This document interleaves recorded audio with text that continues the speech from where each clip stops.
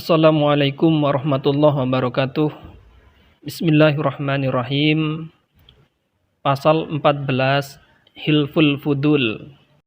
Setelah perang Fijar mereda, kehidupan penduduk Mekah pelan-pelan berjalan normal kembali. Pasar-pasar mulai dibuka dan para pendatang dari daerah lain juga nampak berdatangan. Peperangan yang baru saja meletus di pasar Uqad telah mereka lupakan. Kini perhatian mereka kembali pada mata pencaharian untuk memenuhi kebutuhan hidup. Ketenaran Mekah menarik perhatian seorang pedagang dari pelabuhan Yemeni. Ia datang dengan membawa berbagai barang dagangan untuk diperjualbelikan di Mekah sekaligus ziarah ke Ka'bah. Nampaknya nasib sial menimpa pedagang yang satu ini.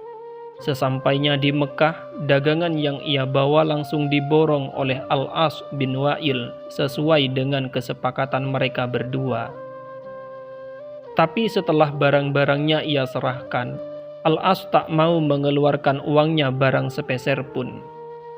Pedagang itu geram bukan main.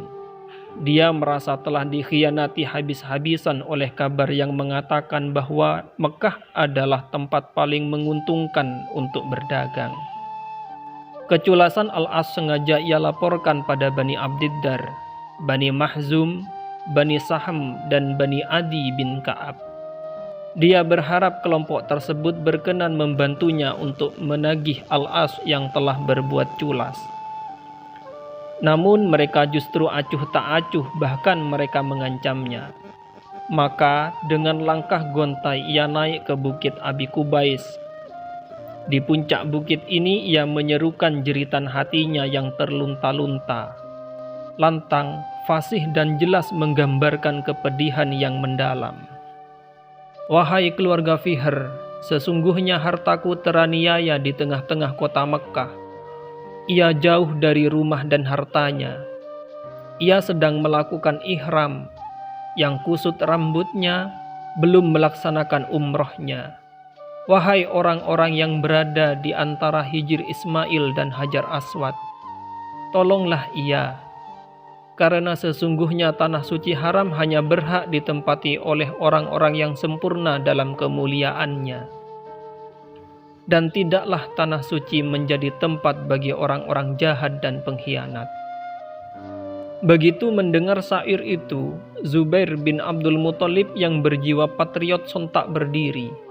Dia langsung memanggil golongan Mutayyibin yang terdiri dari Bani Hashim, Bani Muthalib, Asad bin Abdul Uzza, Zuhrah bin Kilab, dan Tayyim bin Marrah. Zubair berkata pada mereka, "Mengapa semua ini dibiarkan begitu saja?" Untuk menyikapi peristiwa memalukan itu, akhirnya pada bulan Zulqa'dah digelarlah sebuah pertemuan di rumah Abdullah bin Jud'an. Di rumah salah seorang sesepuh Quraisy inilah diresmikan beberapa kesepakatan. Inti dari kesepakatan tersebut adalah menindak tegas segala bentuk pelanggaran, baik pelakunya orang Mekah sendiri ataupun dari luar Mekah. Hal ini dimaksudkan agar kezaliman tidak merajalela di kota Mekah. Di samping itu, perjanjian tersebut juga bertujuan agar semua pihak yang dizalimi mendapatkan haknya kembali. Ketika sumpah itu digelar, Nabi Muhammad juga hadir di sana. Hal ini terbukti dari sabda beliau yang diriwayatkan Ibnu Ishaq. Aku berserta paman-pamanku telah menghadiri suatu perjanjian yang diadakan di kediaman Abdullah bin Jad'an.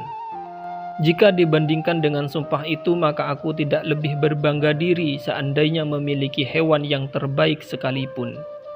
Seandainya aku di masa Islam diperintah untuk mentaatinya, niscaya akan kutaati. Setelah perjanjian itu disepakati, mereka segera pergi ke rumah Al-As untuk mengambil barang-barang dagangan orang Zubaydi yang dikhianatinya.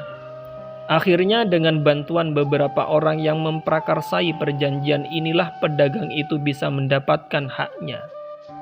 Kini ia bisa menikmati hasil dari penjualan barang dagangannya yang jauh-jauh dibawanya dari pelabuhan Yemeni. Alhamdulillah, semoga bermanfaat. Wassalamualaikum warahmatullahi wabarakatuh.